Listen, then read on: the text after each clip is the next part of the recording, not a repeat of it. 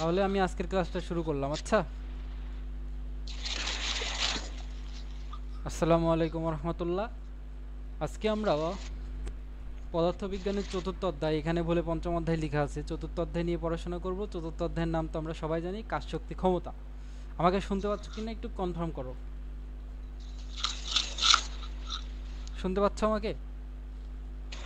শক্তি ক্ষমতা মানে কাজ ক্ষমতা। হ্যাঁ, ওকে ওকে। তাহলে আমরা শুরু করি। তো এই অধ্যায়টায় মেইনলি আমরা তিনটা টপিক নিয়ে আলোচনা করি। প্রথমত প্রথমত আমরা কাজ নিয়ে আলোচনা করব। প্রথমত আমরা কাজ নিয়ে যতটুকু আলোচনা দরকার আমাদের এসএসসি লেভেলের জন্য আমরা সেটুকু আলোচনা করব। তারপরে আমরা শক্তি নিয়ে আলোচনা করব। দেন লাস্টলি আমরা তারপরে ক্ষমতা নিয়ে আলোচনা করব। তো এই অধ্যায়ে তিনটা অংশেই বিভক্ত। প্রথমে আমরা কাজ নিয়ে আলোচনা করব, তারপরে আমরা শক্তি নিয়ে আলোচনা করব, তারপরে আমরা ক্ষমতা নিয়ে আলোচনা করব। আচ্ছা, এই তিনটা অংশ আলোচনা করার মাধ্যমে এই অধ্যায়টা শেষ হবে। এবং আরেকটা কথা বলে রাখি যে এই অধ্যায়টা পড়ার জন্য আমাদের একটুখানি আগের অধ্যায়ের নলেজের দরকার আছে।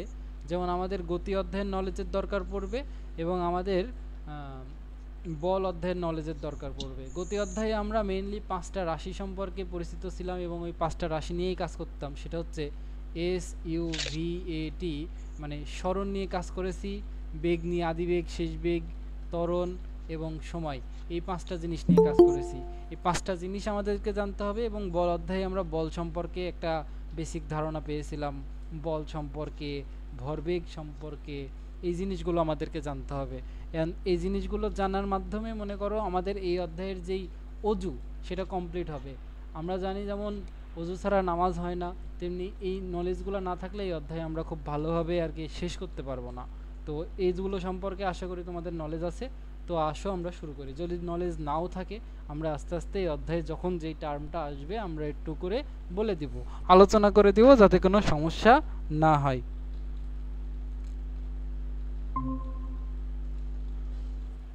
আচ্ছা, আমি কি ক্লাসটা শুরু করব? ওকে, তাহলে শুরু করি। চলো, প্রথমত আমরা কাজ নিয়ে কথাবার্তা বলবো। আসো শুরু করি। কাজ জিনিসটা কিছুই না, আসো আমরা কাজ নিয়ে কথাবার্তা শুরু করি।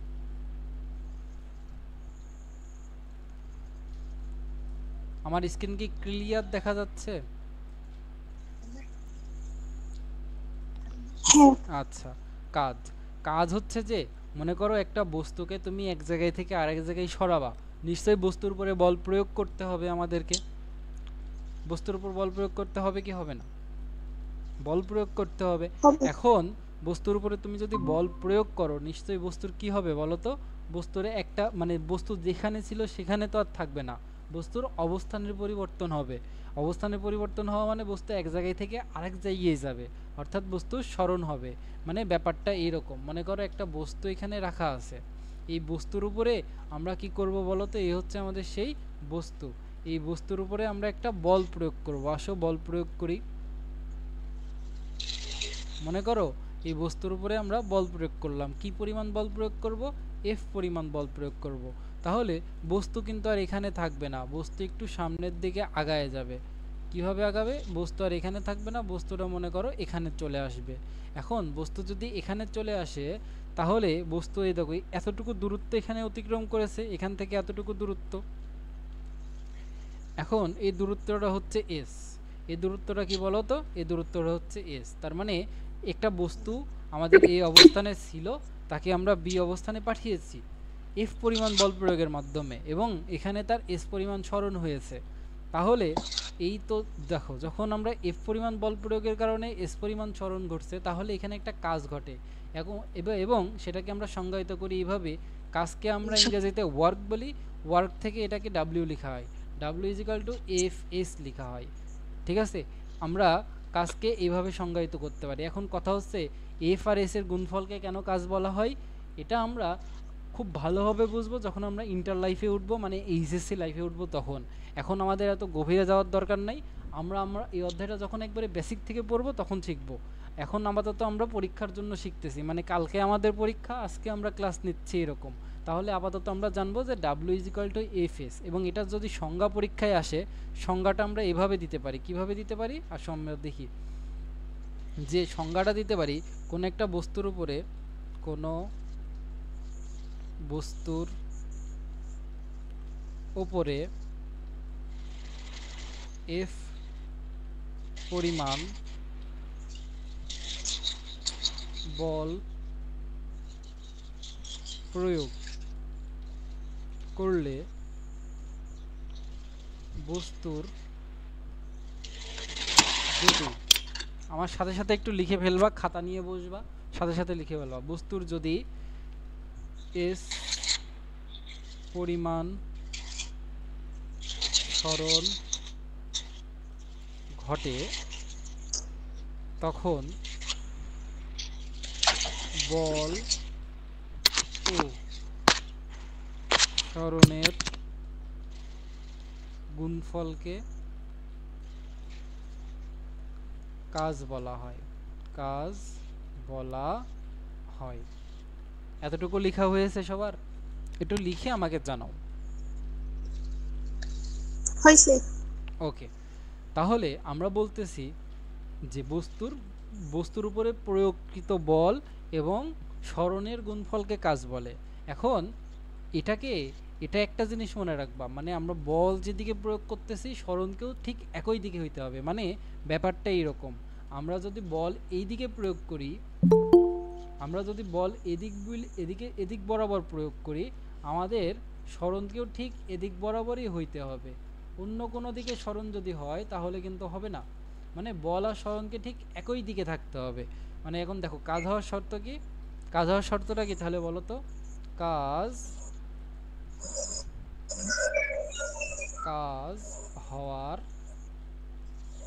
শর্ত, কাজ হওয়ার শর্ত হচ্ছে যে এফ ও এস কে ঠিক একই দিকে থাকতে হবে, একই দিকে থাকতে হবে। এই শর্তটা কি তোমরা বুঝেছো? এখন এই শর্ত যদি না মানে তাহলে সেখানে কিন্তু কাজ হবে না। মানে শর্ত যদি না মানে আমাদেরকে জোর করে তাকে শর্ত মানাইতে হবে, না হলে কাজ এখানে আমরা পাবো না। তার মানে আমি শর্তটা বলি আর সংজ্ঞাটা বলি, খুব ভালোভাবে শোনো। যে আমরা যদি কোনো একটা বস্তুর উপরে বল প্রয়োগ করে সেখান থেকে কাজ পেতে চাই, বস্তুর উপরে বল প্রয়োগ করে যদি সেখান থেকে কাজ পেতে চাই, আচ্ছা ক্লাসে নাকি অ্যাড হচ্ছে না, দাঁড়াও তো দেখি।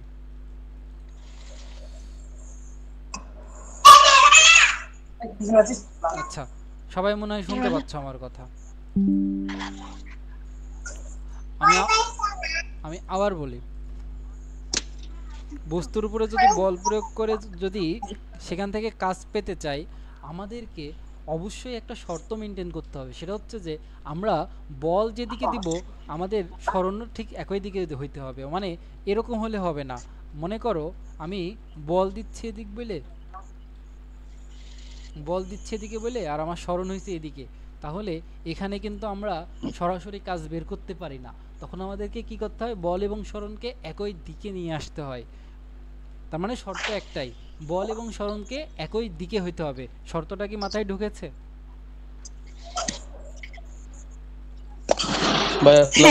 ওয়ালাইকুম আসসালাম।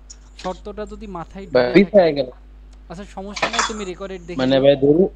হ্যাঁ, আমি তোমাকে আরেকবার রিক্যাপ করে দিই খুব সংক্ষেপে। সেটা হচ্ছে যে কোনো একটা বস্তুর উপরে বল প্রয়োগ করে সেখান থেকে কাজ পাইতে হলে বস্তুর সরণ হইতে হবে। তখন যদি বস্তুর সরণ হয় তখন আমরা কাজ কাকে বলবো? বস্তুর উপরে প্রয়োগকৃত বল এবং সরণের গুণফলকে কাজ বলবো। কিন্তু এখানে একটা শর্ত আছে কাজ হওয়ার জন্য।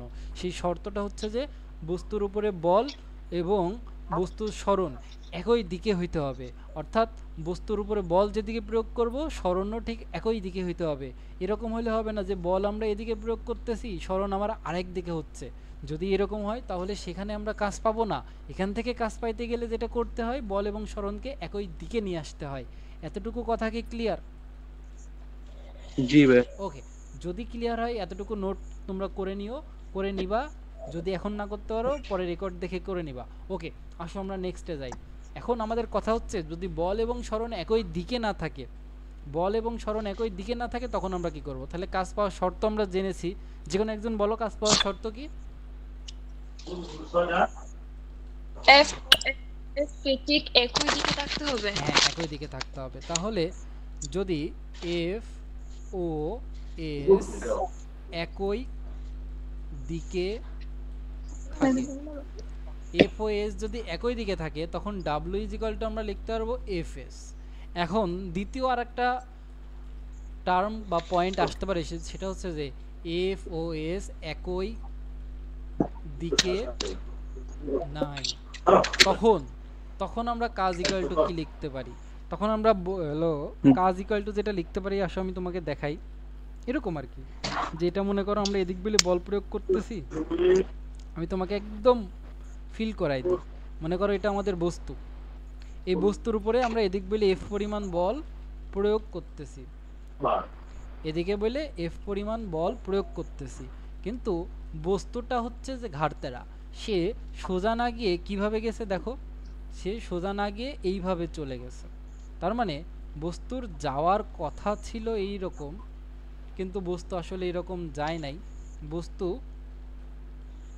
বস্তু এরকম যায় নাই, বস্তু হচ্ছে ঘাড়তেরা হয়ে ওইদিকে চলে গেছে। এখন যদি বস্তু ওইদিকে যায়, আমরা এখান থেকে কাজটা কিভাবে পাবো, সেটাই হচ্ছে আমাদের প্রশ্ন।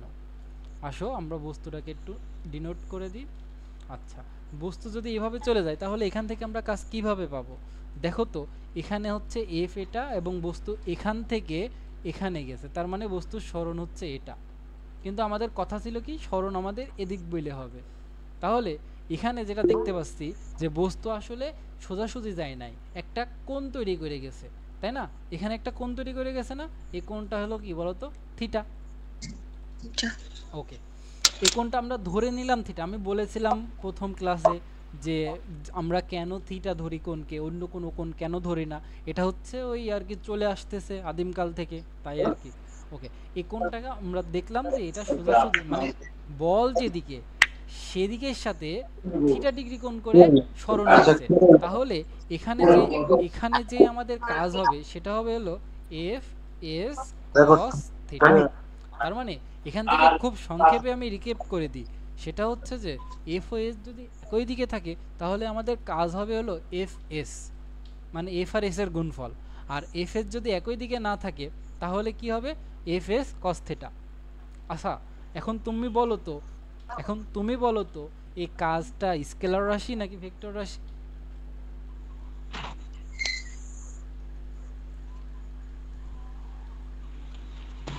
এনিওয়ান? ভেক্টর আছে মনে হয়। এটা এটা তোমার মনে হচ্ছে ভেক্টর, কেন? কারণ এখানে আমরা দিক নিয়ে আলোচনা করতেছি, কিন্তু আসো আমি তোমাকে ক্লিয়ার করে দিই। আচ্ছা, আমরা যে মানুষ, এটা কি আমাদের বলে দেওয়া লাগে যে আমি মানুষ? বলা লাগে না, আমাকে দেখেই চেনা যায় না যে আমি মানুষ?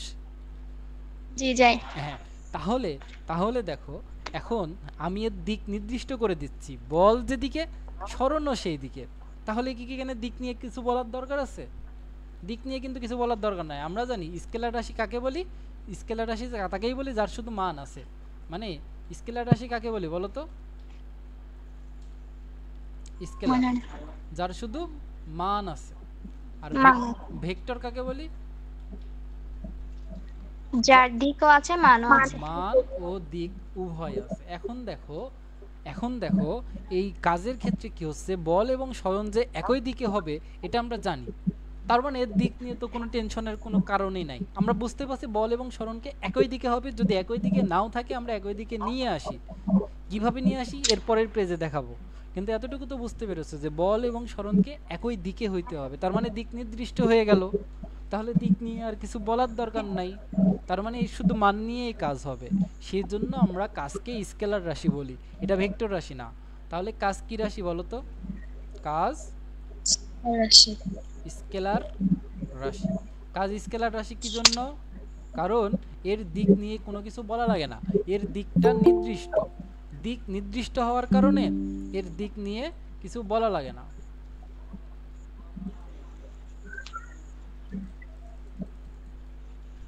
আচ্ছা, কে জানি জয়েন হইতে চাচ্ছে? হ্যাঁ, হইছে। আচ্ছা, আমার কথা কি ক্লিয়ার ভাবে বুঝতে পারছো? জি। যে এর দিক নিয়ে কিছু বলা লাগে না কেন? কারণ এর কাজের মধ্যে তো রাশি দুইটা। কাজের মধ্যে রাশি কয়টা? দুইটা। রাশি দুইটা। সেই সেই দুইটা রাশি হচ্ছে এফ এবং এস। এই এফ এবং এস সম্পর্কে কিছু বলা, দুইটাই একই দিকে, যার কারণে কিছু বলা লাগে না, এবং দুইটাই যার কারণে দিকটা হচ্ছে আমাদের মেনশনই করা লাগে না, সেজন্য দিক নিয়ে কোনো কথা বলা লাগে না, শুধু মান নিয়ে কাজ হয়, সেজন্য কাজ হচ্ছে স্কেলার রাশি, কাজ হচ্ছে স্কেলার রাশি। আচ্ছা তোমরা 1 মিনিট আমাকে টাইম দাও, 1 মিনিট, আমি আসতেছি। আম্মু শোনো শোনো শোনো, তাড়াতাড়ি দেখো কত বড় এটা, এডি না এটা একটা না দুই দিয়ে মধ্যে কি করছিলেন কারেন্ট নাকি কারেন্ট আছে হ্যাঁ। করতে না লইয়া ক্লাস নিচ্ছে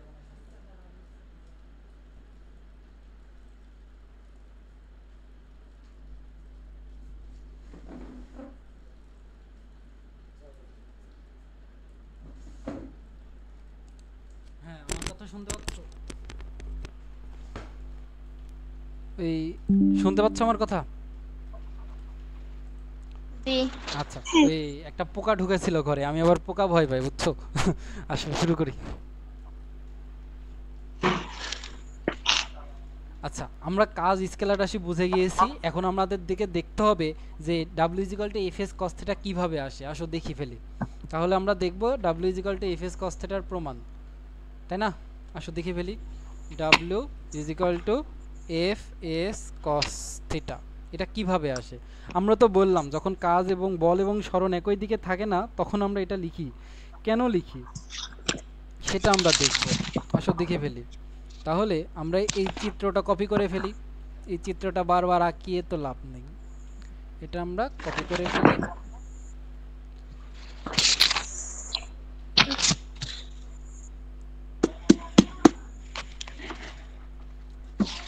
আচ্ছা আঁকাই ফেলি।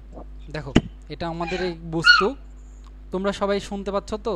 এটা আমাদের বস্তু এবং এটার উপরে আমরা এখানে বল প্রয়োগ করব। এখন বল প্রয়োগ করার কারণে বল এদিকে আমরা এফ পরিমাণ বল প্রয়োগ করছি। কথা ছিল যে বল যেদিকে প্রয়োগ করব বস্তুর সরণও সেই দিকেই হবে, তার মানে বস্তুর সরণ এই বরাবরই হওয়ার কথা ছিল।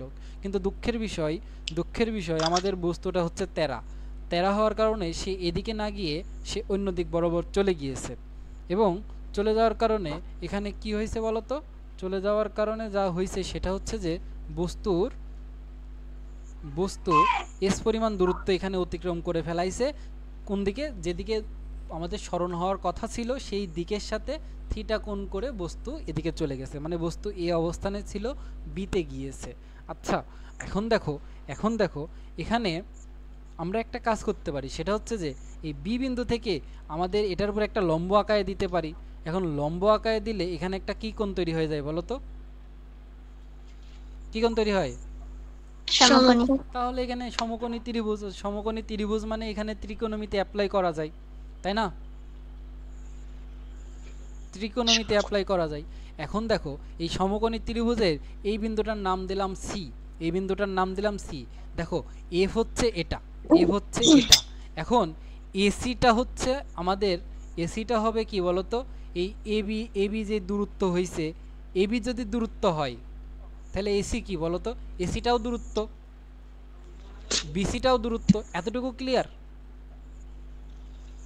কারণ এ বি বিসি এসি সবগুলো তো একই ত্রিভুজের বাহু। যদি একই ত্রিভুজের বাহু হয়, এবি যদি দূরত্ব বোঝায় তাহলে এসি তো আর বল বোঝাবে না, এসিও দূরত্বই বোঝাবে, তাই না? তাহলে আমরা এসি কিন্তু বের করে ফেলতে পারি। কার মাধ্যমে বের করতে পারি? দেখো আমরা কিন্তু এবি জানি যে এবিকে আমরা এস দূরত্ব নাম দিয়েছি এবং এটা আমাদের থিটা। তাহলে এটা হচ্ছে অতিভুজ আর এটা হচ্ছে আমাদের কি বলতো? ভূমি। অতিভুজ আর ভূমির মধ্যে সম্পর্ক করে কে? কে বলো?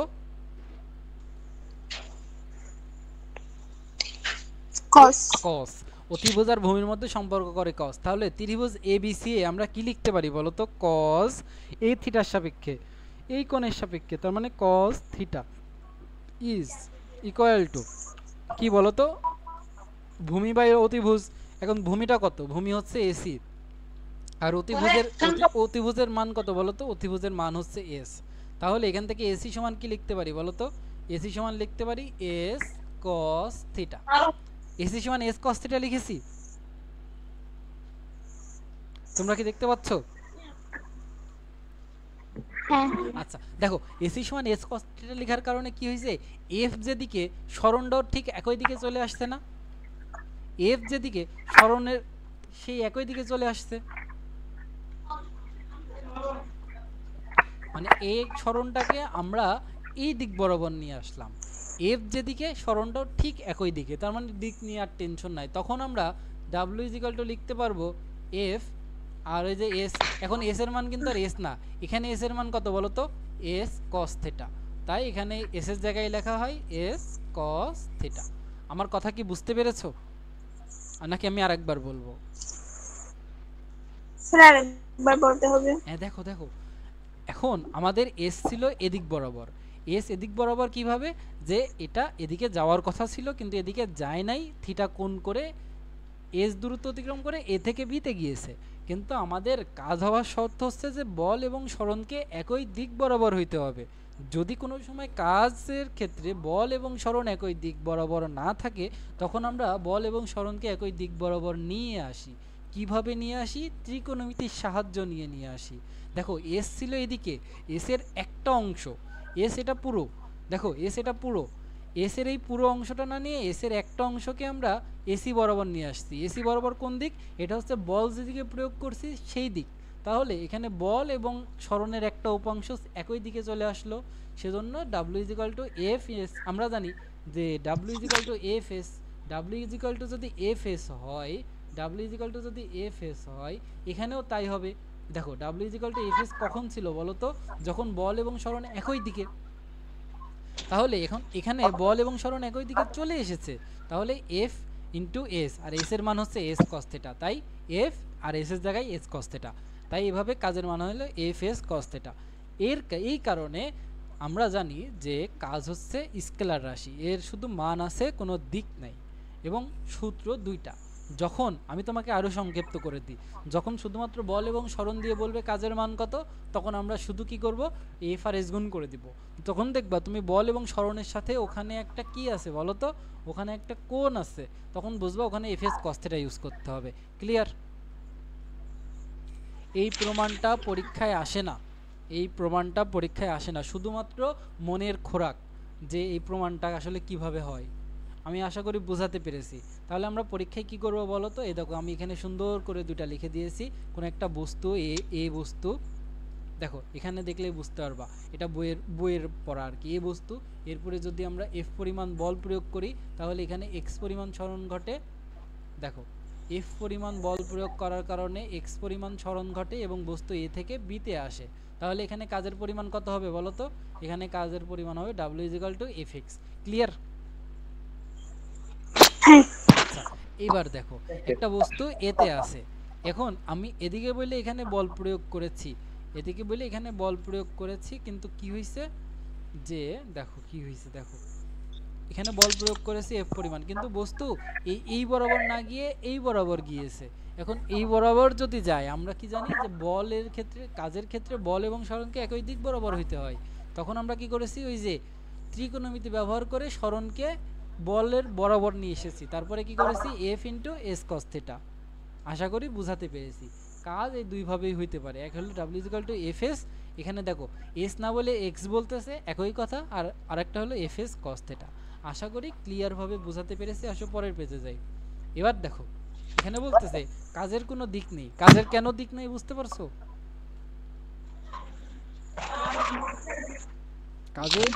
কাজের কেন কোনো দিক নাই তোমরা কি বুঝতে পেরেছো? আচ্ছা, সেজন্য কাজ কি রাশি? কাজ স্কেলার রাশি। এখন পরীক্ষায় যদি খ নম্বরে প্রশ্ন আসে কাজ স্কেলার রাশি কেন, ব্যাখ্যা করো, তোমরা কি ব্যাখ্যা করতে পারবা? আশা করি ব্যাখ্যা করতে পারবা। এবার আসো আমরা কাজের একক নিয়ে কিছু কথাবার্তা বলবো। কি নিয়ে কথাবার্তা বলবো? কাজের একক। কাজের একক। লেখা কি ক্লিয়ার বোঝা যাচ্ছে?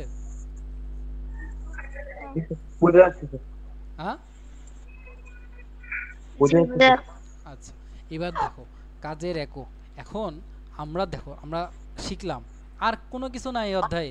এই যে একটা সূত্র শিখেছি, এই একটা সূত্র দিয়ে পুরো অধ্যায় কভার হয়ে যাবে। দেখো W = Fs। আমরা জানি এই এফটা কি বলতো, এফটা বল, বল না? আর এসটা কি? সরণ। সরণ। দেখো তোমাকে কিন্তু স্যার প্রশ্ন করতে পারে, বল একটা ভেক্টর রাশি, সরণ একটা ভেক্টর রাশি, দুইটা ভেক্টর রাশির গুণফলও তো একটা ভেক্টর রাশি হওয়ার কথা ছিল, তাই না? দুইটা ভেক্টর রাশির গুণফলও তো ভেক্টর রাশি হওয়ার কথা ছিল, কিন্তু ভেক্টর রাশি হয় নাই। এটা হয়েছে কি স্কেলার রাশি। তোমরা যেহেতু ছোট তাই তোমাদেরকে আমি ব্যাখ্যাটা এভাবে দিয়েছি, কিন্তু বড় হয়ে দেখবা আসলে রিয়েল ব্যাখ্যা এটা না, রিয়েল ব্যাখ্যা অন্য কিছু। এখানে ভেক্টরের ডট গুণন কস গুণনের একটা ব্যাপার আছে যেটা তুমি ইন্টার লাইফে শিখবা, বাদ দাও। তো সবচেয়ে সহজ ব্যাখ্যা এটাই, এসএসসি লাইফের জন্য সবথেকে সহজ ব্যাখ্যা এটাই যে বল এবং সরণ একই দিক বরাবর থাকে, দিক নির্দিষ্ট, তাই দিক নিয়ে কিছু বলা লাগে না, তাই আমরা এটাকে স্কেলার রাশি বলি। কথা শেষ, এর বাইরে কিছু নাই। এবার আসো আমরা একক নিয়ে কথা বলি। এখন বলের এককটা কি বলো তো? এনিওয়ান বলের একক কি? আমরা বলেছিলাম যে বল সম্পর্কে একটা বেসিক নলেজ রাখতে হবে। বলের একক কি? বলের একক নিউটন। নিউটন না? বলের একক নিউটন। আর সরণের একক কি? মিটার। মানে সরণ তো দূরত্ব, না না সরণ তো সরণই, মানে দূরত্ব। সরণের একক দূরত্বের একক সেম, তাহলে সরণের একক হচ্ছে মিটার। বলের একক নিউটন, সরণের একক মিটার। এতটুকু বুঝতে পেরেছো? হ্যাঁ। তাহলে কাজের একক কি হওয়া উচিত? নিউটন মিটার, এই দুইটার গুণফল, তাই না? তাই কি না? এখন এই নিউটন মিটারকে একটু সংক্ষিপ্ত করা হয়। নিউটন মিটারকে কি করা হয় বলো তো? একটু সংক্ষিপ্ত করা হয়। সংক্ষিপ্ত করে এর একটা নতুন নাম দেওয়া হয়, সেটা হচ্ছে যে JOULE, এবং সংক্ষেপে লেখা হয় জে দ্বারা, এবং এটাকে বলা হয় জুল। বুঝতে পেরেছো? নিউটন মিটারকে সংক্ষেপে বলা হয় জুল।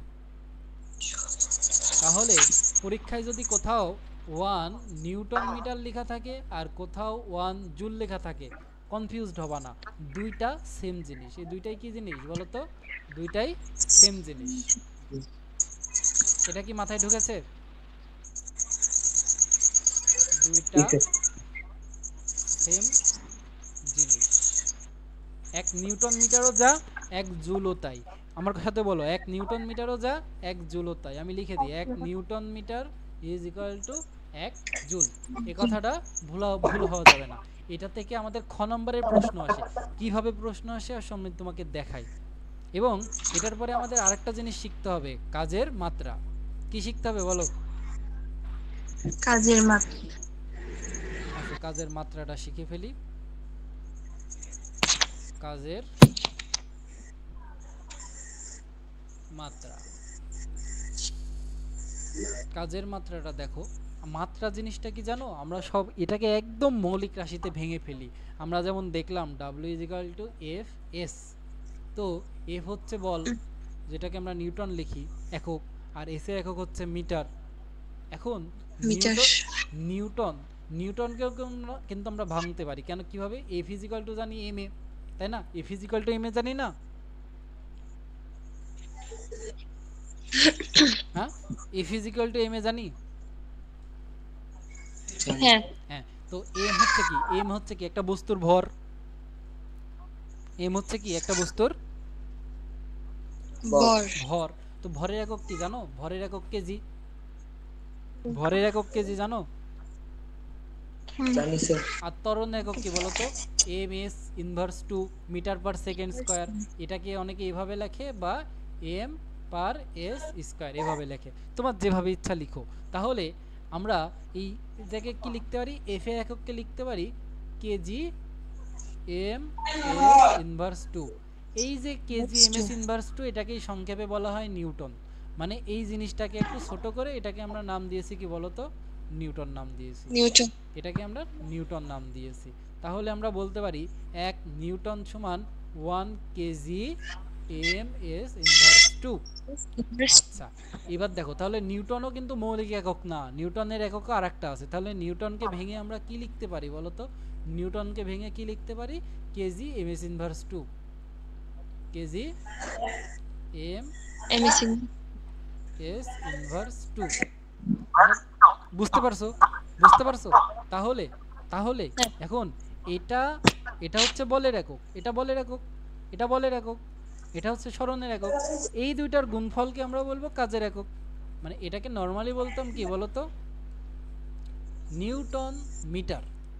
নিউটন হচ্ছে বলের একক, মিটার হচ্ছে সরণের একক। এখন এই নিউটন মিটারকে যদি আরো ভাঙি সেটাকে আমরা লিখতে পারবো কি বলতো? KG M S inverse two আর ইনটু এম। বুঝতে পারছো আমি এখানে কি লিখলাম? হ্যাঁ আচ্ছা, এখন এখানে কি হবে বলতো? কেজি এম আর এম গুণ হয়ে হবে এম স্কয়ার, আর এখানে হবে এস ইনভার্স টু। বুঝতে পেরেছো? ইনভেস্টর হ্যাঁ, এবার এটাকে যদি আমরা মাত্রা লিখি তো কাজের মাত্রাকে আমরা এভাবে প্রকাশ করি। যেটার মাত্রা লিখতে চাই সেটা রাশিটা লিখবো এবং সেটাকে থার্ড ব্র্যাকেট দ্বারা ক্লোজ করব, দেন এখানে লিখবো। দেখো, হ্যাঁ, এই যে কেজি, কেজির ইংরেজি হচ্ছে ভর, বাংলা হচ্ছে ভর, আর ইংরেজিতে বলা হয় মাস। তো সেখান থেকে আমরা এখানে লিখি এম। কি লিখি বলো তো? এম। ভরের ইংরেজি হচ্ছে মাস, মাস থেকে এম লিখি। আর এম হচ্ছে এখানে আমাদের দূরত্বের একক, দূরত্বের ইংরেজি হচ্ছে লেন্থ, সেখান থেকে এল লিখি। আর এখানে এম এর পুরো স্কয়ার ছিল সেজন্য এখানে এল এর পুরো স্কয়ার। আর এস হচ্ছে টাইম, সময় না, সময়ের ইংরেজি হচ্ছে টাইম, টাইমের টি এবং টি এর পরে ইনভার্স টু আছে, ইনভার্স টু। তো এটা হচ্ছে আমাদের কি বলতো? কাজের মাত্রা। এটা আমাদের কি বলতো? কাজের কাজের মাত্রা। আশা করি কাজের মাত্রা নিয়ে আর কোনো সমস্যা হবে না, একদম ক্লিয়ার করে দিয়েছি যে কোত্থেকে কোনটা আসে কি। আমার মনে হয় বুঝতে পেরেছো। পরীক্ষায় যদি আসে তোমরা ব্যাখ্যা করে দিতে পারবা কাজের একক কি, কাজের মাত্রা কি, সবকিছু clear. Clear sir. Okay, clear যদি হয় আসো সামনে আগাই। দেখো এখানে এটাই সুন্দর করে লেখা আছে।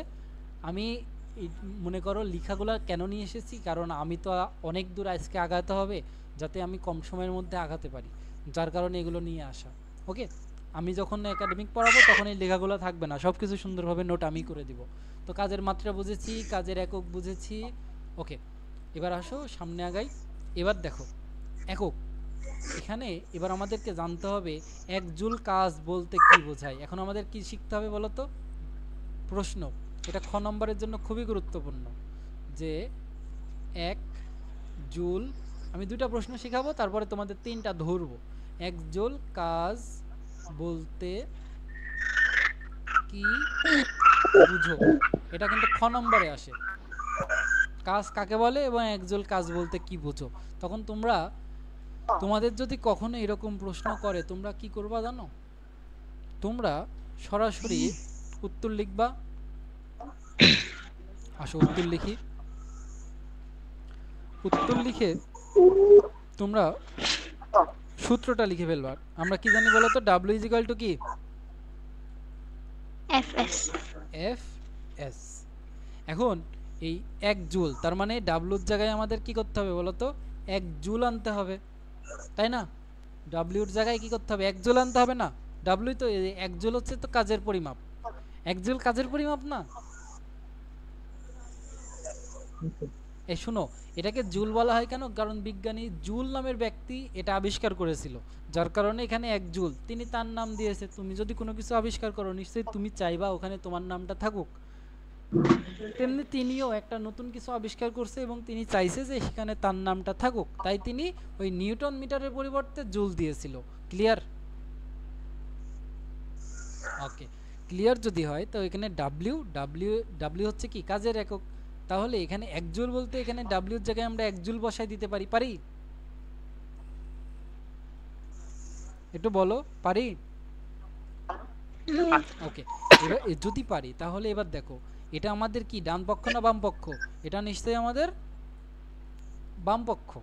বাম পক্ষে এক জুল আছে, তাহলে ডান পক্ষে দেখো মাঝে আবার সমান আছে, আর সমানের এই পাশে তাহলে কত জুল থাকা উচিত? এক জুল থাকা উচিত, এক জুল থাকা উচিত না?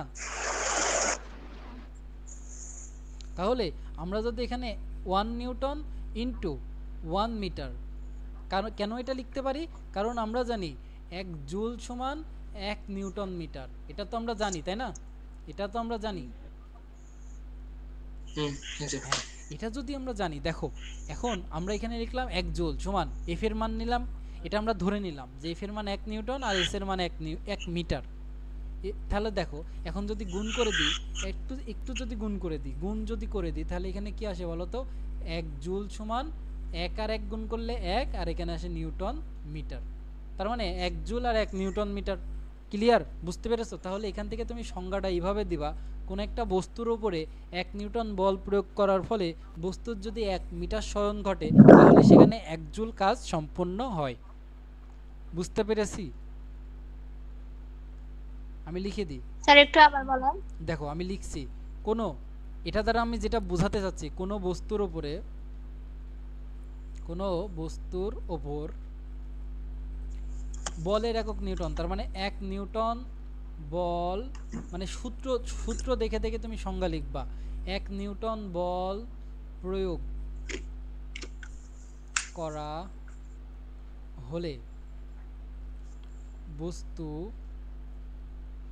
যদি 1 মিটার সরণ হয় তখন 1 জুল কাজ সম্পন্ন হয়। তাহলে 1 জুল কাজ বলতে কি বোঝায়? কোন একটা বস্তুর উপর যদি 1 নিউটন বল প্রয়োগ করি, বস্তুর যদি 1 মিটার সরণ ঘটে, তাহলে সেখানে যেই পরিমাণ কাজ হয় সেটা হচ্ছে 1 জুল। ক্লিয়ার? ক্লিয়ার না হলে বলো, আমি আবার বলবো, কোনো সমস্যা নাই, কোনো ভয় নাই। আমাকে তুমি তোমাদের বড় ভাই ভাববা, কোনো সমস্যা নাই। তুমি শুধু প্রশ্ন করবা যে ভাই আমি এখানে বুঝি নাই। তোমার যদি স্যার বলতে সমস্যা হয় তুমি আমাকে ভাইও ডাকতে পারো, কোনো সমস্যা নাই। আমি বলতেছি যে আমাদের এখানে 1 জুল বানাইতে হবে।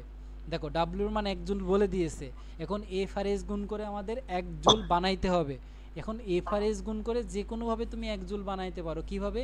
মনে করো এফ এর মান নিলাম 2, এস এর মান নিলাম হাফ, 2 আর হাফ গুণ করো, 2 আর হাফ গুণ করলে কত হয়? 1 হয়। তাহলে 1 হয়ে গেল। হইল। কিন্তু আমি চাইলে এফ এর মানও 1 নিতে পারি, এস এর মানও 1 নিতে পারি। এফ আর এস মানে 1 নিউটন বল আর 1 মিটার সরণ নিলেও তো 1 জুল হইল না? আমি চাইলে এফ এর মান 3 নিতে পারি, এস এর মান 1/3 নিতে পারি। এই 3 আর 3 কাটি যায়ও 1 জুল হইল। তার মানে কোনো সমস্যা নাই।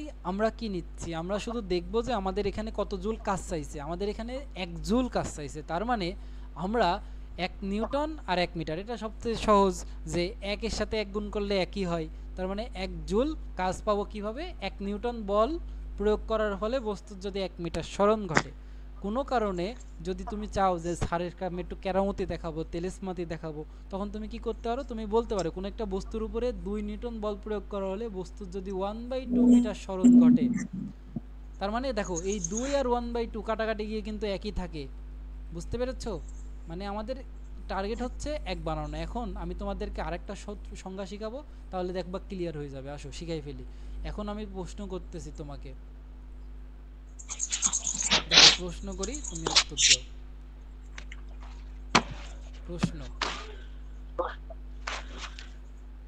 প্রশ্ন কি? প্রশ্ন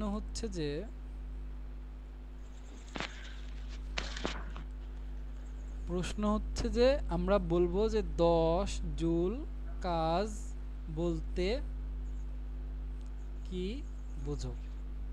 আমরা কি জানি? W = Fs জানি? হ্যাঁ। আচ্ছা, তার মানে এখানে W এর মান কত? 10 জুল। 10 জুল। তার মানে W এর জায়গায় কত বসা দিতে পারবো? 10 জুল। 10। আচ্ছা, এখন আমাদের হাতে চলক কয়টা? F এবং S।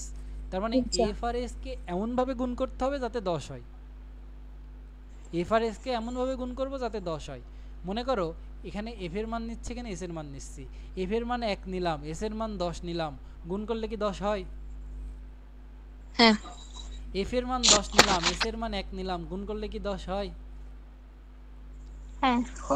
F এর মান 2 নিলাম, S এর মান 5 নিলাম, গুণ করলে কি 10 হয়? হ্যাঁ। F এর মান 5 নিলাম, S এর মান 2 নিলাম, গুণ করলে কি 10 হয়? এছাড়াও আরো অনেক আছে। মনে করো এটা আমি নিলাম হচ্ছে 100, তাহলে এটা নিব 1/10, এটা গুণ করলেও দেখো দেখো কাটাকাটি যায়, কাটাকাটি গিয়ে 10 থাকে। তার মানে আমাদের কাজ হচ্ছে এখানে যত জুল দেওয়া থাকে ডাব্লিউ এর জায়গায় ওটা বসাবো। এখন বাম পক্ষে যা আছে ডান পক্ষেও তাই আনতে হবে। এখন ডান পক্ষেও তাই আনার জন্য চলক দুইটা এফ এবং এস, এফ এবং এস এর মান এমনভাবে নিব যাতে গুণ করলে তারা যেটা চাইছে সেটা হয়। তাহলে এখান থেকে যদি আমরা প্রথমটা ব্যবহার করে সংজ্ঞা মানে এর অ্যান্সার করি, তাহলে বলবো কোন একটা বস্তুর উপরে 1 নিউটন বল প্রয়োগ করার ফলে বস্তুর যদি 10 মিটার সরণ ঘটে, তাহলে সেখানে 10 জুল কাজ সম্পন্ন হয়। ক্লিয়ার? হ্যাঁ। আচ্ছা, তাহলে ইফতিমনি এটা বলো যে তুমি এটার দিকে সংজ্ঞা কিভাবে দিবা? পরীক্ষায় যদি এটা আসতো তুমি এটার দিকে সংজ্ঞা কিভাবে দিতা, এটা বলো। যদি কোনো বস্তুর উপর 2 নিউটন বল প্রয়োগ করা হয়, বস্তু যদি 5 মিটার সরণ হয়, তখন 10 জুল কাজ সম্পন্ন হয়। হ্যাঁ, এবার সিক্ত বলো তুমি এটার সংজ্ঞা কিভাবে দিতা? সিক্ত বলো এটার সংজ্ঞা কিভাবে দিতা?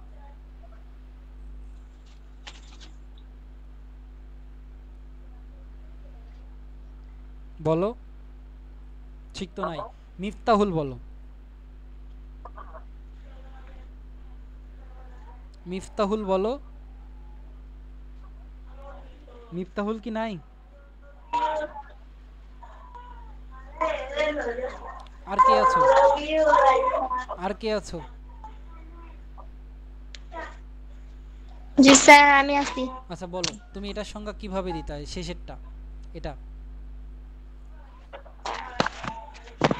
কোনো বস্তুর উপর যদি 100 নিউটন বল প্রয়োগ করা হয়, বস্তুটি যদি 1/10 মিটার সরণ হয়, তখন 10 জুল কাজ সম্পন্ন হ্যাঁ, হবে। তো পরীক্ষায় এইভাবেই লিখে দিবা। আমি আসলে একটা লিখে এই পার্টটা শেষ করে ফেলি। যে কোনো বস্তু বলতে বোঝায়, তোমরা পরীক্ষায় লিখবা 10 জুল কাজ বলতে, বুঝতে পেরেছো তাই না? তোমরা বলতে বোঝায়, বোঝায় যে বস্তুর উপর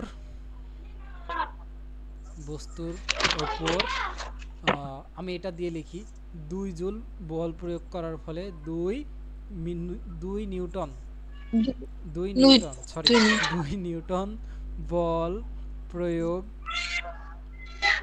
করা হলে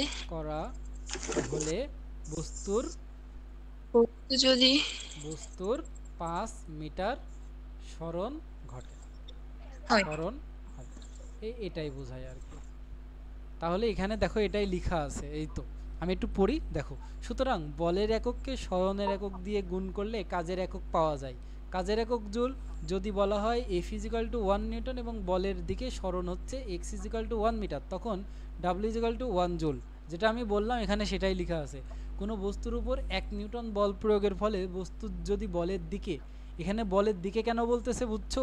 বল এবং সরণকে একই দিকে আনার জন্য। এই কথাটা বুঝতে পেরেছো? এই যে বলের দিকে, হ্যাঁ, বলের দিকে মানে কি, এই যে বল আমরা যেদিকে নিয়েছিলাম সরণ যদি সেই দিকে না থাকে, তাহলে আমাদেরকে কি করতে হবে? সরণকে বলের দিকে নিয়ে আসতে হবে, বল এবং সরণকে একই দিকে নিতে হবে। ওকে, আশা করি বুঝতে পেরেছো। বলের দিকে বলের প্রয়োগ বিন্দুতে 1 মিটার সরণ হয়, তবে সম্পূর্ণ কাজের পরিমাণ হলো জুল। যেমন এখানে 25 জুল কাজ বলতে বোঝায় 1 নিউটন বল প্রয়োগের ফলে বস্তুর বলের দিকে বলের প্রয়োগ বিন্দুতে এই 25 মিটার কাজ সরাতে হয়। মানে এখানে একটু অন্য ভাষায় বলছে, আমি তোমাকে যেটা বলছি একদম সহজ ভাষা, ওইটা পরীক্ষায় লিখে দিবা, কাজ শেষ। মেইন কথা এটাই যে 25 জুল বানাইতে হবে। আমাদেরকে কি করতে হবে বলো তো? এই যে W = 8s, তার মানে এখানে 25 জুল বানাইতে হবে। 25 জুল কিভাবে বানাইতে পারি? 1 × 25 অথবা 5 × 25, 5 × 5, মানে 25 বানাইতে হবে এক কথায়। আশা করি বুঝতে পেরেছো। হ্যাঁ। নেক্সটে যাই। আচ্ছা, আমরা তাহলে বুঝতে পেরেছি। আমি তোমাকে আরেকটা ছোট একটা জিনিস ক্লিয়ার করে আসি। এই যে আমরা এত কিছু শিখলাম, এই যে এই বলের দিকে যে সরণ তো এখানে দেখো অন্য দিকে হয়েছে তাই না? বলের দিকে সরণ হয় নাই, সরণ এ থেকে সিতে হয়েছে, তাই তো? হ্যাঁ। এখন এই সরণকে যদি আমরা বলের দিকে নিই, তখন সেই সরণটা হলো এ থেকে ডি, তাই না? তখন এই সরণের নাম হচ্ছে সরণের উপাংশ, মানে এই সরণের পুরো অংশ না, সরণের একটা উপ অংশ, মানে সরণের একটা ছোট অংশ, তাই এটাকে বলা হয় সরণের উপাংশ। সরণের কি বলা হয় বলতো? উপাংশ। উপাংশ কেন বলে? উপাংশ। দেখো সরণ তো হইছে এদিকে, কিন্তু আসলে সরণের পুরাটুকু এতটুকু, কিন্তু সরণের আমরা একটা অংশ নিছি, সেটা হচ্ছে এডি, তাই এটাকে বলা হয় সরণের উপাংশ। তাই সংজ্ঞাকে অনেক সময় এভাবে বলে যে বল ইনটু বলের দিকে সরণের উপাংশ।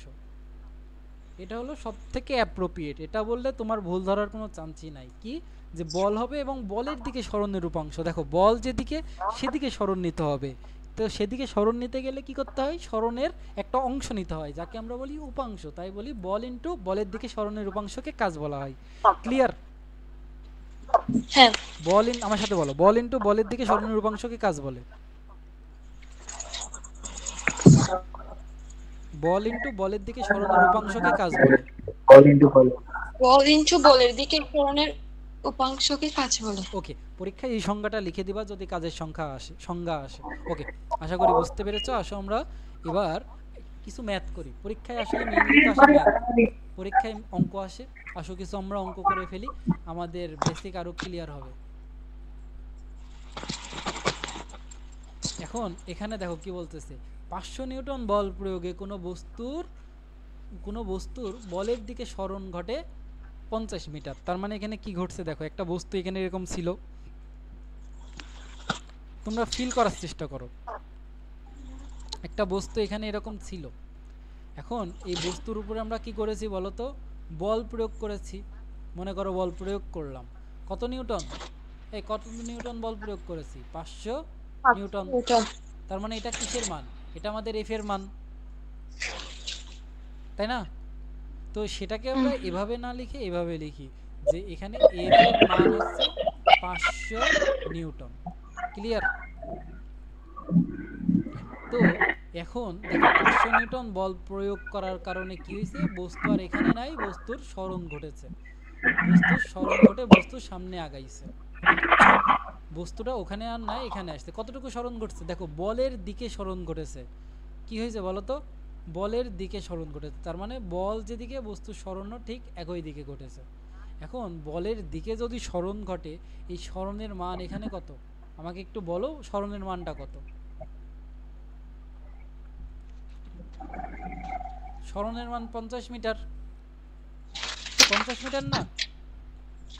এই যে বলের দিকে সরণ 50 মিটার, 50 নিউটন বল আমরা এই বস্তু এ অবস্থানে থাকা বস্তুর উপরে প্রয়োগ করেছি। এই 500 নিউটন বল প্রয়োগ করার কারণে বস্তু 50 মিটার সরে বি অবস্থানে গিয়েছে। চিত্রটা কি বোঝা গিয়েছে? হ্যাঁ। তাহলে আমাদের এখানে বলতেছে কৃত কাজের পরিমাপ কত। দেখো এখানে কিন্তু একটা কথা বলে দিয়েছে, সেটা হচ্ছে যে বস্তুর বলের দিকে সরণ। এই বলের দিকে সরণ বলা মানেই কিন্তু দিক আমাদের বলে দিয়েছে, তাহলে দিক নিয়ে তো এখানে কোনো কাজ করতে হচ্ছে না। তাহলে এখন আমরা এখানে লিখতে পারি, এখানে দেখো এখানে F is equal to 500 newton, S is equal to 50 metre. তারপরে আমরা কি লিখতে পারি? আমরা জানি, তাই না? একই কথা, আমরা জানি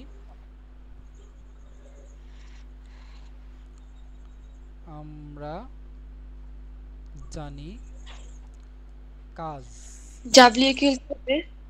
আমরা জানি কাজ W is equal to F S। দেখতে পাচ্ছ? আচ্ছা, তাহলে এখানে আমরা কি লিখবো? F এর মান কত? 500, S এর মান কত? 50। গুণ করো, গুণ করলে পাবো 25, আর এখানে পাবো 3টা শূন্য। ঠিক আছে? তো এত কি একক কি হবে বলো তো? কাজের একক কি? নিউটন। কাজের একক জুল। কাজের একক জুল। কাজের একক কি? জুল। তো হ্যাঁ, এটাকে আরেকটু সংক্ষিপ্ত করে লেখা যায়। দেখো তো এখানে কত? এটা তুমি যদি এখানেই লিখে দাও, এটাই তোমার আনসার। তুমি এতটুকু করলে ফুল মার্ক পেয়ে যাবা। এতটুকু করলেই ফুল মার্ক পেয়ে যাবা। যদি তোমার ইচ্ছা করে যে আমি আসলে কই গেল, আমি আসলে আরেকটু কিছু লিখবো, এতটুকু লিখে দিলেই হয়।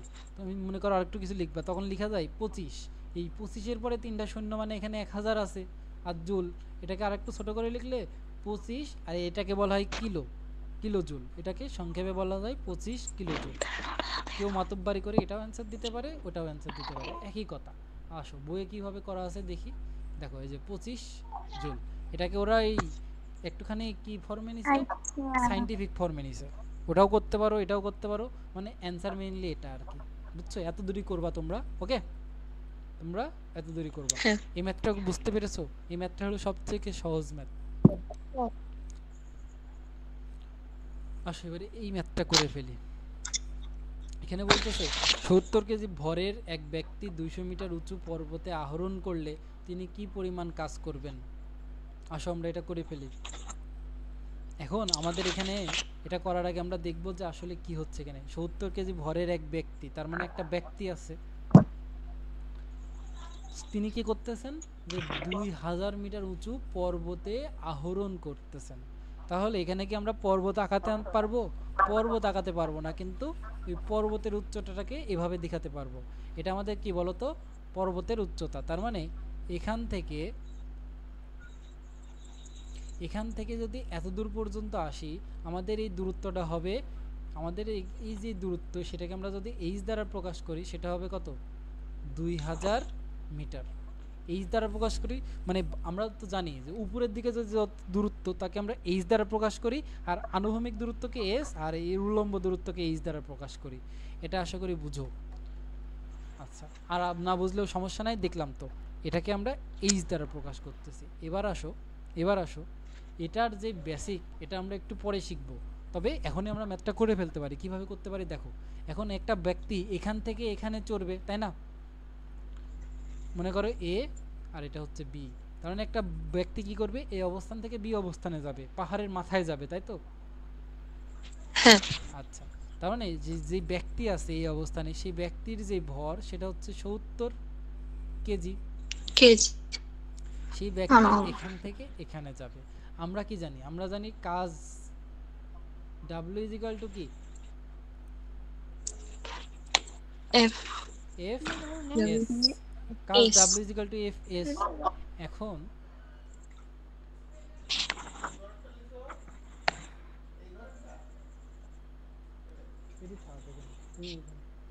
দরজাটা আটকায় দাও।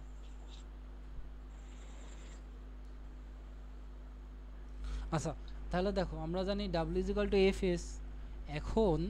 এখন আমাদের কাজ করতে হবে কি, এখানে কি কোনো জায়গায় F এর মান দেওয়া আছে? না।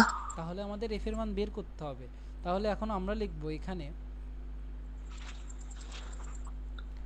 আমরা কি জানি, F = ma জানি না? F = ma জানি। এখন দেখো m এর মান কিন্তু দেওয়া আছে, আর এখানে আমরা জানি যে আমরা যদি কোনো উচ্চতায় উঠি তখন ওখানে যেই ত্বরণ কাজ করে সেখানে ওটা অভিকর্ষ ত্বরণ কাজ করে। আমরা 2 নম্বর অধ্যায়ে শিখেছিলাম, বল অধ্যায়েও দেখেছিলাম, মনে আছে? হ্যাঁ। তাহলে তখন ওই a এর পরিবর্তে ওখানে আমরা g লিখি। কি লিখি? g লিখি। আচ্ছা, তাহলে f এর মান আমরা কিভাবে বের করতে পারি? বস্তুর দেখো, বস্তুর মানে ওই ব্যক্তির যে ভর সেটা হচ্ছে 70 কেজি, এবং অভিকর্ষ ত্বরণ সেটার মান এখানে দেওয়া আছে 9.8 মিটার পার সেকেন্ড স্কয়ার। তাহলে এটা গুণ করো, গুণ করে বলো কত হয়? 686। কত? 686। 686, তাই না? 686। এত নিউটন। এত নিউটন কেন? কারণ বলের একক নিউটন। বলের একক কি? নিউটন। এবার কাজ শেষ। আমরা কি বলে, আমরা দেখো তো পেয়ে গেছি না, আমরা বল পেয়ে গেছি না? তাহলে এখন আমরা W = কি লিখতে পারি? Fs লিখতে পারি। W = Fs লিখতে পারি। F এর মান কত? আমরা F এর মান পাইলাম 686।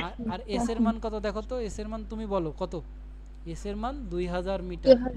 হ্যাঁ, S। আর S কে আমরা H দ্বারা লিখেছিলাম আর কি, তাই না? S কে আমরা H দ্বারা লিখেছিলাম। আসলে তোমাকে বোঝার সুবিধার্থে এখানে আমি ঠিক করে দিই, এটাকে আমরা AC বলি। তাহলে এস কে আমরা বলেছিলাম 2000 মিটার, তাহলে এখানে আমরা লিখতে পারবো 2000, গুণ করে বলো কত হয়?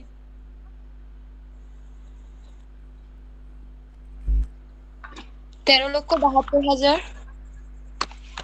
13,72,000, এই তো, এটাই। জুল। তাহলে একক কি হবে? জুল। একক হবে জুল। তার মানে তোমরা ম্যাথ কিন্তু বুঝে গেছো। এখানে কি হয়েছে বুঝতে পেরেছো? আমাদের বল দেওয়া ছিল না, আমরা বল বের করে নিয়েছি, দেন ওই বলটা ব্যবহার করে আমরা তার সাথে সরণ গুণ করে আমরা কাজ বের করেছি। দেখো এখন এই বলও যেদিকে সরণও কিন্তু সেম দিকে, আমরা জানি এই বলটা নিচের দিকে কাজ করে আর সরণও তো সেম দিকেই, সেই জন্য আমরা এখানে একটা কাজের মান পেয়েছি, কোনো সমস্যা হয় নাই। বল আর সরণ যদি একই দিকে না থাকতো, একই দিকে আনা লাগতো, সামনে যদি আমাদের এরকম প্রশ্ন আসে আমরা করব। এই ম্যাথটা বুঝতে পেরেছি? হ্যাঁ। নেক্সট ম্যাথে যাব না তুলবা? এটা তুলে নাও। তুলে নিচ্ছি। ওকে, এবার দেখো এখানে এটার উত্তরটা করা আছে, এখানে যে সায়েন্টিফিক মোডে উত্তরটা করা আছে, এটা নিয়ে কোনো সমস্যা নাই। সায়েন্টিফিক মোডে দিক আর নর্মাল মোডে থাকুক একই কথা। দেখছো 686 সাথে 2000 মিটার গুণ করছে আর কি, কাজ শেষ।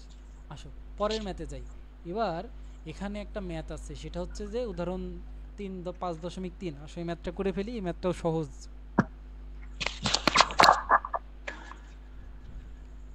তোমাদের রাতের খাওয়া দাওয়া হয়েছে তো? হ্যাঁ। ওকে, তাহলে এই ম্যাথটার জন্য প্রস্তুত হয়ে যাও। দেখো এখানে কিন্তু কোণের মান দেওয়া আছে, তার মানে বুঝতে পারছো এখানে বল আর সরণ কি নাই, একই দিকে নাই, নাই। তাই না? তাহলে মনে করো এখানে একটা বস্তু আছে, এই বস্তুর উপর আমরা কি করব? এখন আমরা বল প্রয়োগ করব। আসো বস্তুর উপরে বল প্রয়োগ করি। তাহলে মনে করো বস্তুর উপরে আমরা এদিকে বইলে বল প্রয়োগ করলাম। কত নিউটন বলের কথা বলা আছে এখানে? 20 নিউটন। তাহলে এখানে আমরা এফ এর মান কত দেওয়া আছে আমরা সেটা লিখে ফেলি। এখানে এফ এর মান দেওয়া আছে 20 নিউটন। আচ্ছা, তারপরে এবার বস্তুর উপরে বল প্রয়োগ করার কারণে দেখো 20 নিউটন বল কোনো নির্দিষ্ট ভরের বস্তুর উপরে ক্রিয়া করায় বস্তুটি বলের দিকের সাথে 60 মানে 60 ডিগ্রি কোণ করে উৎপন্ন করে 5 মিটার দূরে সরে গেল। তো বলের দিক কোনটা? বলের দিকটা নির্দিষ্ট করেনি, এটা হচ্ছে আমাদের বলের দিক না, মানে বলটা আমাদের এদিক বলে ক্রিয়া করতেছে। এখন এরপরে কি বলতেছে? বলের দিকের সাথে 60 ডিগ্রি কোণ করেছে। বলের দিকের সাথে কত ডিগ্রি কোণ করেছে বলো? 60 ডিগ্রি। 60 ডিগ্রি। এখানে যে কোণটা হয়েছে এটা হলো 60 ডিগ্রি। বলের দিকের সাথে 60 ডিগ্রি কোণ তৈরি করে বস্তুটা কি করেছে? 5 মিটার দূরত্ব অতিক্রম করেছে। কথা হচ্ছে এটাই। তার মানে আমাদের বস্তু এখান থেকে এখানে চলে এসেছে। বস্তু যদি এতে থাকে, বস্তু এসেছে বিতে, এবং এই যে এই দূরত্বটা এটা হচ্ছে আমাদের 5 মিটার, এবং এটা হচ্ছে আমাদের এস এর মান। বুঝতে পেরেছো? দেখো এখানে কিন্তু কথা ক্লিয়ার ভাবে বুঝবা যে বলের দিকের সাথে 60 ডিগ্রি, বলের দিক হচ্ছে এটা, এটার সাথে 60 ডিগ্রি করে 5 মিটার দূরে বস্তুটা সরে গেছে 20 নিউটন বল প্রয়োগ করার কারণে। তাহলে আমরা কি করব বলো তো? আমরা লিখবো এখানে,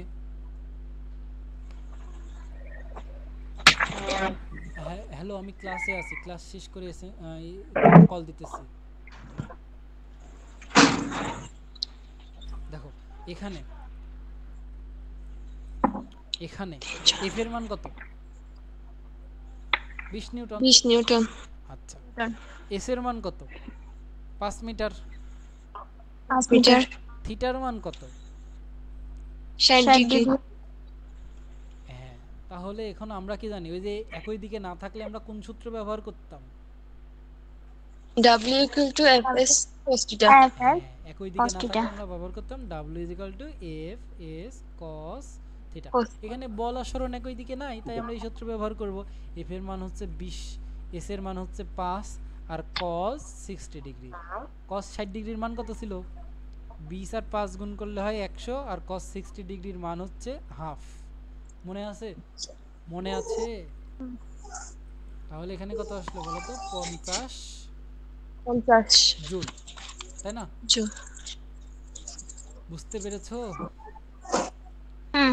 আমি কি একটা ম্যাথ করতে দিব? বাহ, দেন। এই দেখো এটার অ্যানসার এখানে করা আছে, সেটা হচ্ছে 50 জুল। একটা ম্যাথ আমি তোমাদের করতে দিই, দেখি তোমরা আসলে কেমন বুঝলা, তারপরে আগাবো। খাতা ধরো।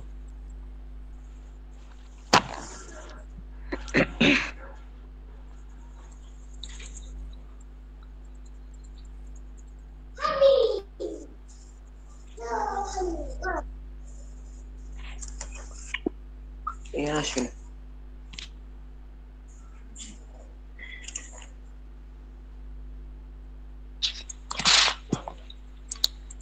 বুঝলো কাছে আছি না।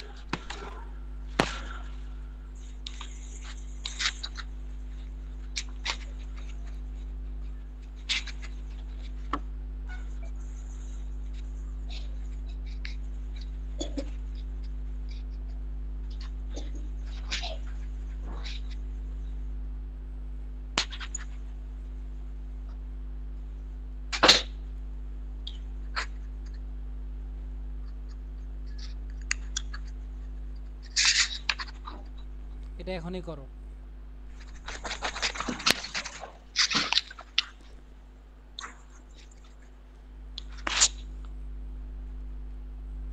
এটা এখনই করে বলো আনসার কত।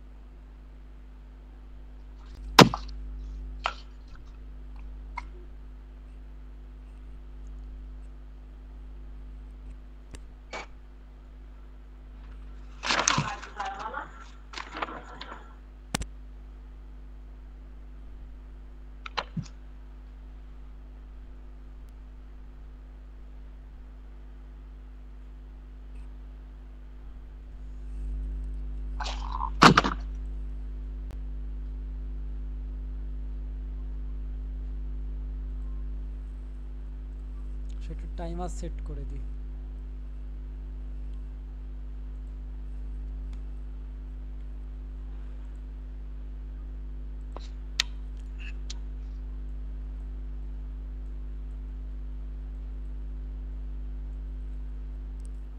এক মিনিট টাইম দিলাম।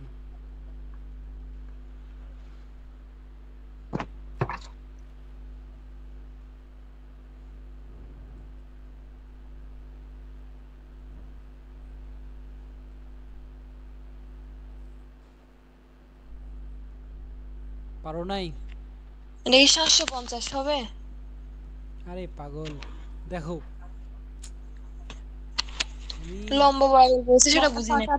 আরে লম্ব বরাবর না বোঝার কি আছে, তার মানে কি বল আমি এদিকে প্রয়োগ করছি আর বস্তু উপরে। সরণ হয়েছে একদম লম্ব বরাবর,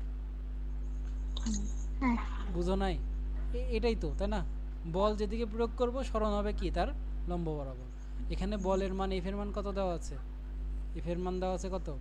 15 15 নিউটন। এস এর মান কত দেওয়া আছে? 5 মিটার। 5 এবং মিটার এখানে এটা হচ্ছে লম্ব বরাবর, তার মানে থিটা সমান 90 ডিগ্রি। ডিগ্রি। তাহলে এখানে কি আমরা জানি একই দিকে না থাকলে F S cos theta. F এর মান কত? 15। এস এর মান কত? 5। আর কস থিটার মান কত? 90। কস 90 এর মান কত? কস 90 এর মান হচ্ছে 0। তার মানে এর সাথে তুমি শূন্যের সাথে যাই গুণ করো সেটা 0 হয়। তাহলে এখানে কাজের মান কত? 0। বুঝতে পারছো? বুঝতে পারছো? হ্যাঁ এখানে হ্যাঁ। এইটাই প্যাচ ছিল। এখন যদি সবই বলে দিই তাহলে হবে আমার তুমি শূন্য। ভাববা কি? তোমার কত আসছে? শিখতো সরকার। শূন্য। Good, very good. সমস্যা নাই, আমরা আস্তে আস্তে শিখবো। এটা বুঝতে পেরেছো ম্যাথটা? বুঝতেছি ভাই। ওকে, এখন আমরা বিভিন্ন ধরনের কাজ নিয়ে শিখব। দেখো, এই যে আমাদের কাজ নিয়ে যে শিখব, আমরা কোত্থেকে শিখব? ওই সংজ্ঞা থেকে। আমরা জানি এফএস কস থেটাতে না, W is equal to FS cos theta অথবা এফএস। আমরা এটা নিয়ে কাজ করতেছি, কারণ আমরা বিভিন্ন প্রকার কাজ যখন নিয়ে কাজ করব, আমরা ধরেই নিছি বল এবং সরণ একই দিকে থাকবে না, বিভিন্ন দিকে থাকতে পারে। এখন বিভিন্ন দিকে থাকতে পারে মানে কি? যখন এখানে আমাদের এই থিটা অ্যাঙ্গেলটা থাকবে, বুঝতে পেরেছো? সেজন্য আমরা এখানে এফএস কস থিটা নিলাম। ক্লিয়ার? এখন এর ভিতরে এফ এর মান অলওয়েজ পজিটিভ হবে। এফ এর মান কি নেগেটিভ হইতে পারে? তুমি কি বলকে ঋণাত্মকভাবে দিতে পারবা? আপাত দৃষ্টিতে আমরা যে বল প্রয়োগ করি সেটা ঋণাত্মক হয় না, কিন্তু বল যেহেতু ভেক্টর রাশি, এটা ঋণাত্মক হইতে পারে, পরের কথা। কিন্তু বলের মানটা নর্মালি ঋণাত্মক আমরা দিতে পারবো না। সরণও কখনো ঋণাত্মক হবে না, কারণ এটা দেখতেই পাচ্ছ একটা পজিটিভ রাশি।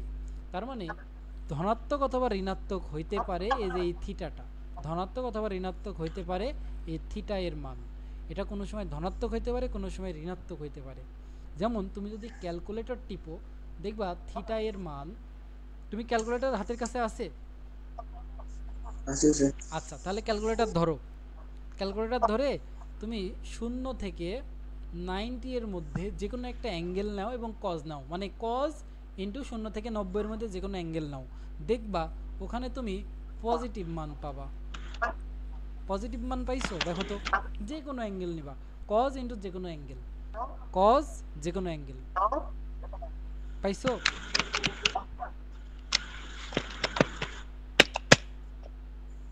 পজিটিভ অ্যাঙ্গেল পাইছো, মানে পজিটিভ মান পাইছো?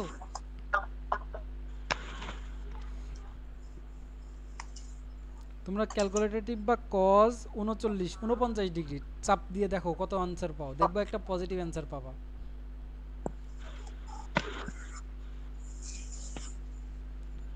কজ 0 ডিগ্রি চাপ দিয়ে দেখো কত পাবা, একটা পজিটিভ অ্যান্সার পাবা। কজ 90 ডিগ্রি চাপ দিয়ে দেখো একটা পজিটিভ অ্যান্সার পাবা। তোমরা কি টিপতেছো, দেখতেছো, পাচ্ছো? পজিটিভ আসতেছে। হ্যাঁ, কিন্তু তুমি যদি কজ 91 ডিগ্রি থেকে শুরু করে, মানে থিটার মান যদি 91 ডিগ্রি থেকে শুরু করে তুমি যদি 180 ডিগ্রি পর্যন্ত নাও, তখন দেখবা নেগেটিভ মান পাবা। দেখো কজ 91 ডিগ্রির মান নেগেটিভ, তারপরে কজ 189 ডিগ্রির মান নেগেটিভ, 79 ডিগ্রির মান নেগেটিভ।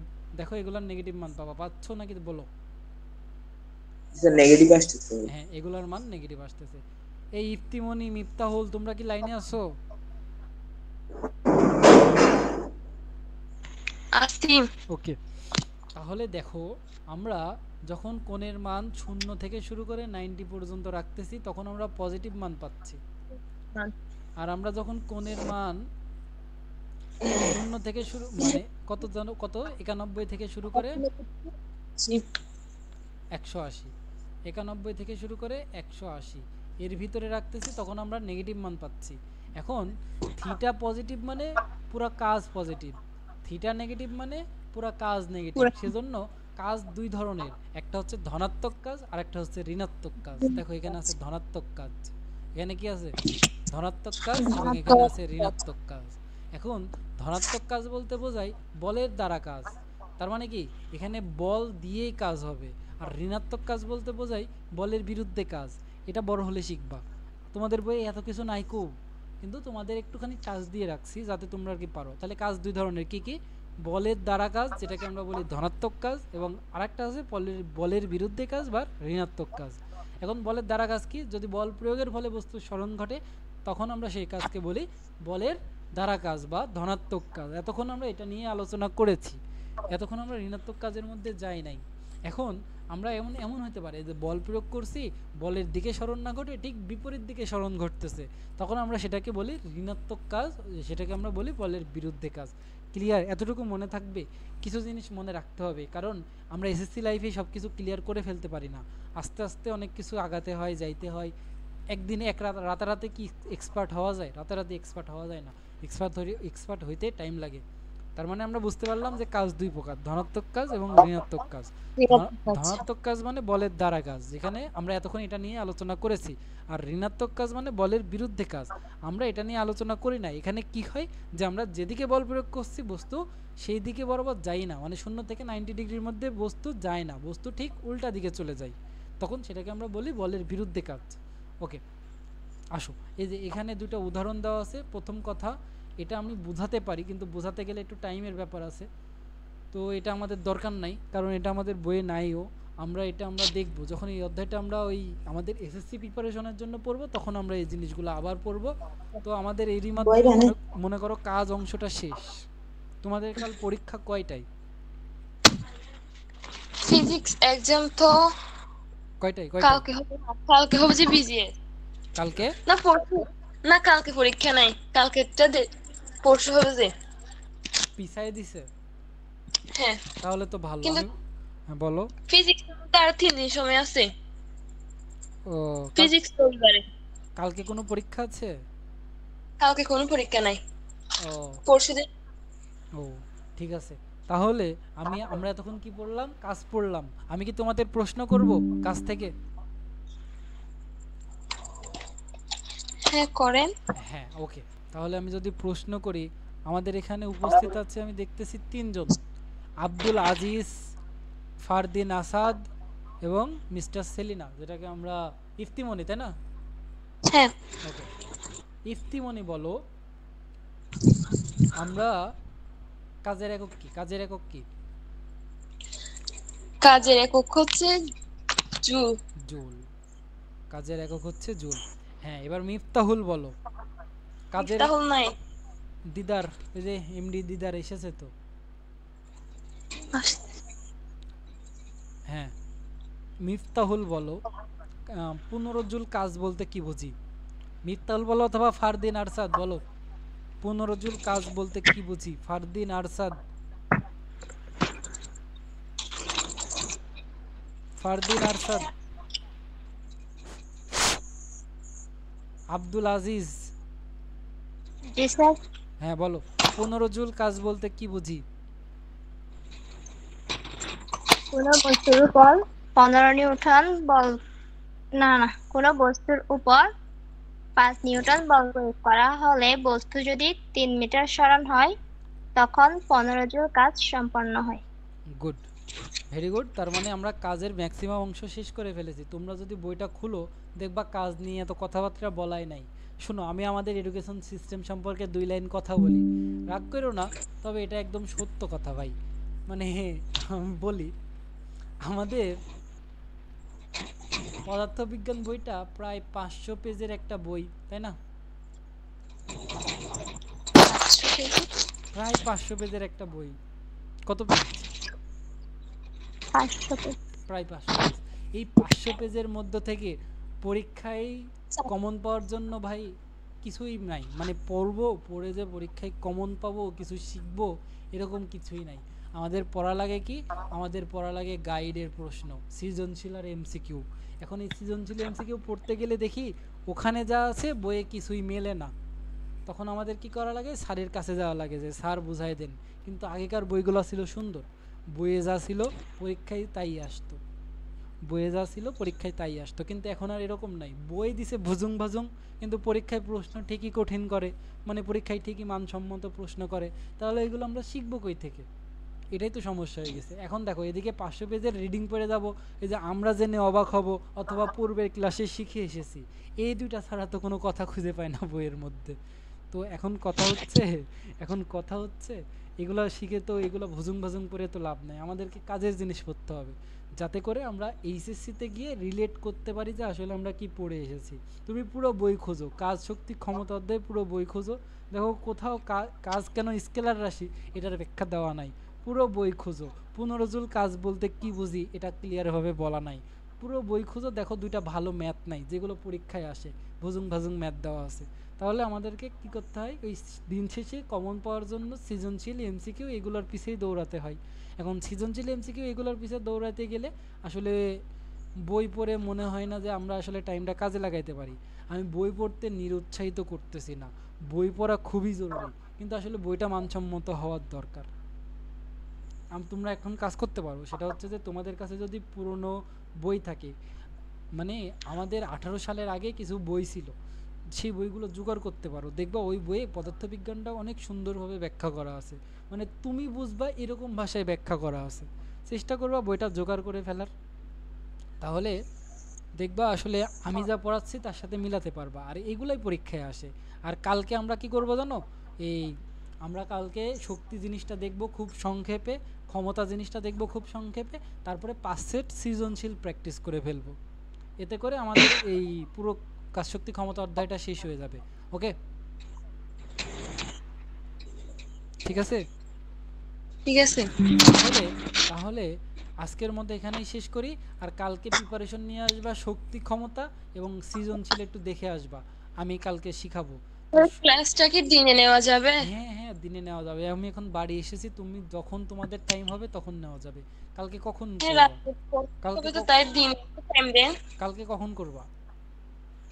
সকাল থেকে সন্ধ্যা পর্যন্ত ফ্রি আছি তো আমি। আচ্ছা, তাহলে আমি গ্রুপে এসএমএস দিব না, তখন তোমরা জানাও। ওকে, তাহলে এটাই কথা থাকলো যে আমরা কালকে